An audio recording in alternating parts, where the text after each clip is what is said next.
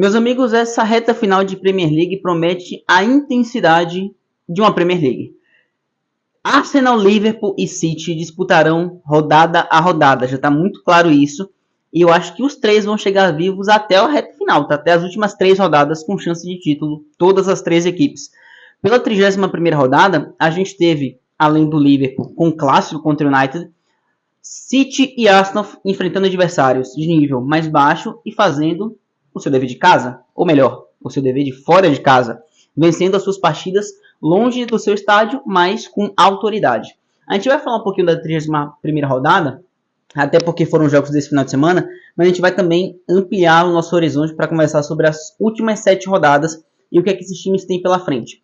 Começa falando do interessantíssimo e imprevisível United 2, Liverpool 2, empate de Old Trafford, um Liverpool que perdeu uma grande oportunidade na minha visão. E eu não digo nem pelo jogo, porque enfrentar o maior rival no maior clássico da Inglaterra fora de casa não é para ser fácil, apesar do Liverpool do Klopp já ter feito parecer algumas vezes. Mas pelo contexto do que foi o primeiro tempo, o Liverpool perdeu uma boa oportunidade de sair de Old Trafford com mais 3 pontos, e não somente com 1. O Liverpool foi muito melhor do que o United no primeiro tempo, expôs as deficiências defensivas que o time do Ten Hag claramente tem, e que não é novidade para ninguém, criou muitas chances, teve muito volume de jogo, mas perdeu muitas oportunidades. E saiu no primeiro tempo, ainda que vencendo, com um jogo aberto. Ele deu a margem para o United ir buscar. E isso piora quando, no início do segundo tempo, o Quansah, um zagueiro que é jovem, de 20 anos, um cara que é da base do Liverpool, cometeu um erro, né? Algo que é passível de todo mundo fazer, mas um erro muito grave. Ele... Na saída de bola, jogo tranquilo, o United nem esboçava uma pressão alta. Ele se vira rapidamente para tentar o passe para o Van Dijk e acaba não se atentando ao Bruno Fernandes, que ali estava apto para se antecipar a bola, consegue se antecipar, faz um gol do meio de campo, que era obviamente adiantado, ninguém esperava perder a posse de bola ali, porque não tinha pressão alta do United. E o Bruno Fernandes, com um chute de rara felicidade, conseguiu fazer um gol do meio campo praticamente e colocou o United no jogo, né? Se o primeiro tempo foi do Liverpool, o segundo tempo foi equilibrado. Não foi do United, mas foi o United jogando. Porque ele não pareceu jogando no primeiro tempo, fez isso no segundo. O gol animou o time do United e o gol afetou o time do Liverpool.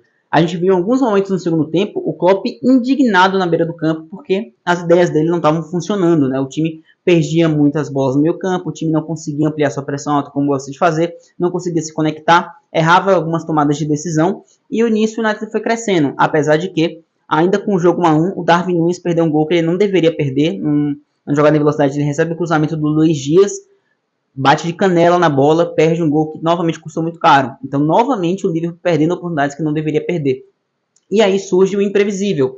Surge um garoto de 18 anos, um volante, um cara que está na sua praticamente primeira temporada como profissional, criado na base do United, mas muito jovem, muito cru ainda para o futebol, apesar de que já está se destacando a ponto de ter ido para a seleção inglesa na última convocação.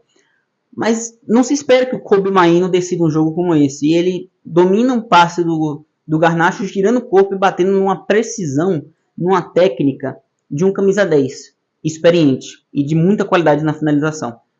Quando na verdade é um garoto de 18 anos que está ali na sua primeira temporada. Sabe? As histórias que o futebol gosta de contar e que conta em alguns momentos. E felizmente para o United foi o momento do Mainoo.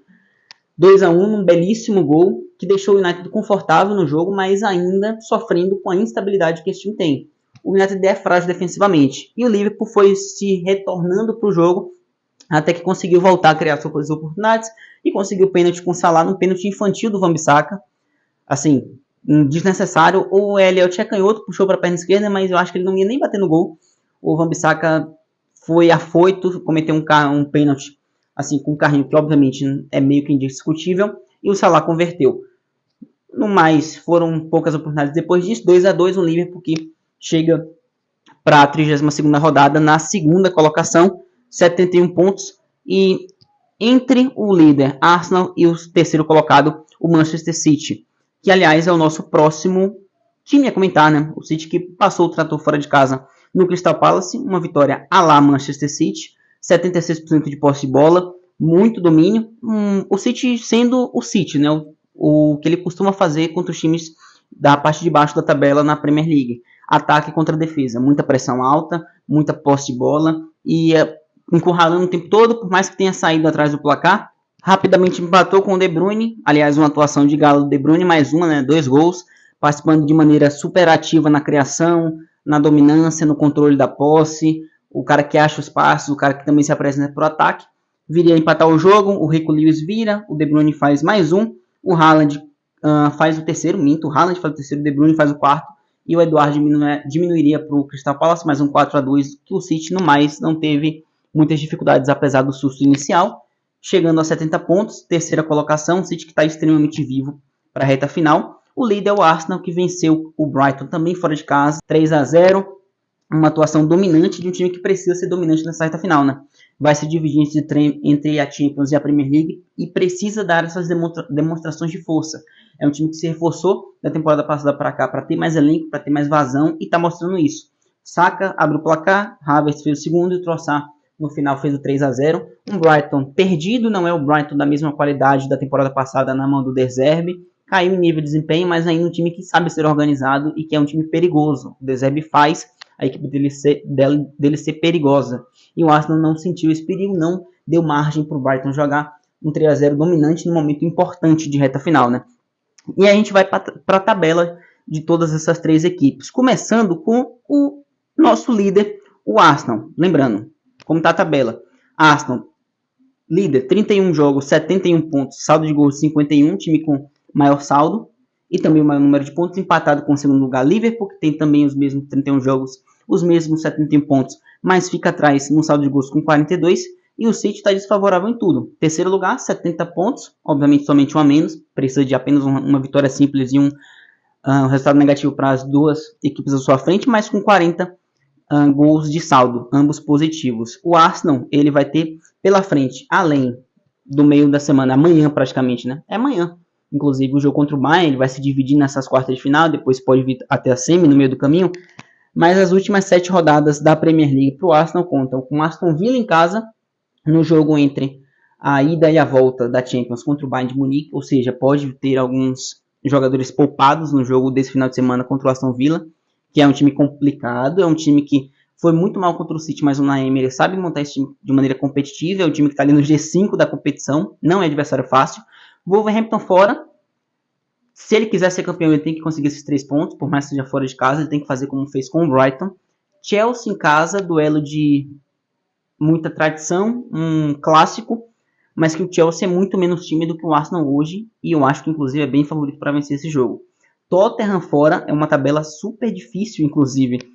2 clássicos, entre aspas, contra Chelsea e Tottenham, Aston Villa em casa, vocês viram que o caminho do Arsenal não é muito legal. Tottenham fora, acho que pode ser o duelo mais difícil do Arsenal nessa reta final, esse jogo no estádio no Tottenham Hotspur Stadium. Bournemouth dentro de casa, possivelmente o mais fácil dos adversários até a reta final. United fora de casa, ou seja, de 7 jogos o Arsenal enfrenta o Chelsea, o Tottenham e o United.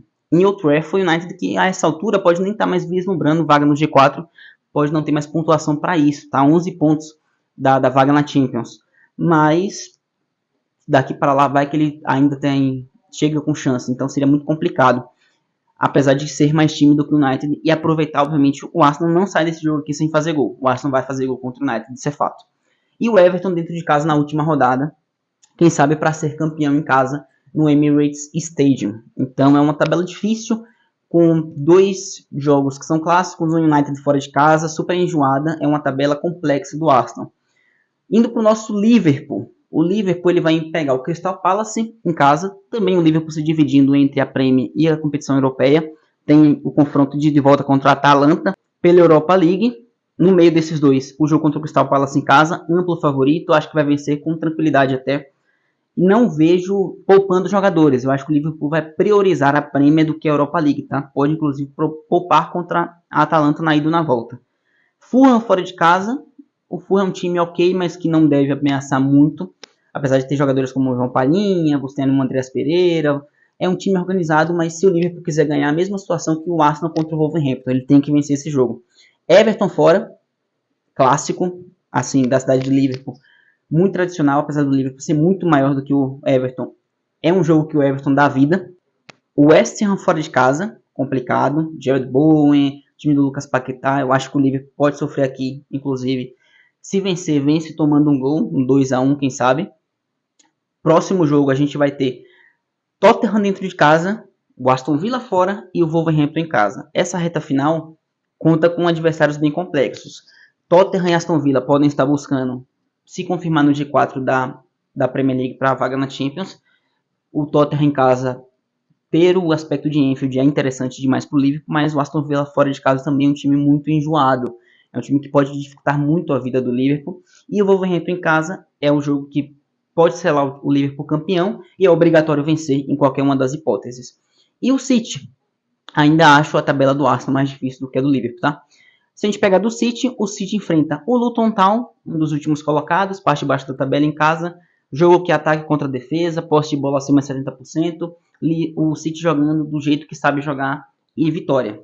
Jogo entre a ida e a volta contra o Real Madrid, o City não deve desfocar completamente, apesar de que dependendo do resultado na ida contra o Real, pode até poupar jogadores para enfrentar o Luton Town. Volta da Champions para enfrentar o Tottenham fora de casa, o Tottenham querendo galgar seus pontos para se confirmar na busca pela vaga na Champions, um adversário super interessante na mão do Postecoglou. Tem o Brighton fora de casa, é um jogo que eu acho que o Guardiola vai conseguir vencer. Ele sabe o quanto o De Zerbi é interessante como treinador, mas o Brighton vive um momento de muita estabilidade. O 3-0 contra o Arsenal, perdendo por 3-0 contra o Arsenal, não nos deixa mentir. E os últimos jogos, Nottingham Forest fora de casa, é o jogo que tem que ser vencido se quiser ser campeão. Wolverhampton em casa, eu acho que é mais 3 pontos. Fulham fora, também se quiser ser campeão, vai precisar vencer esse jogo. E acaba a Premier League contra o West Ham em casa. Ou seja, todos eles nas últimas rodadas jogam em casa. A tabela mais difícil é a do Arsenal.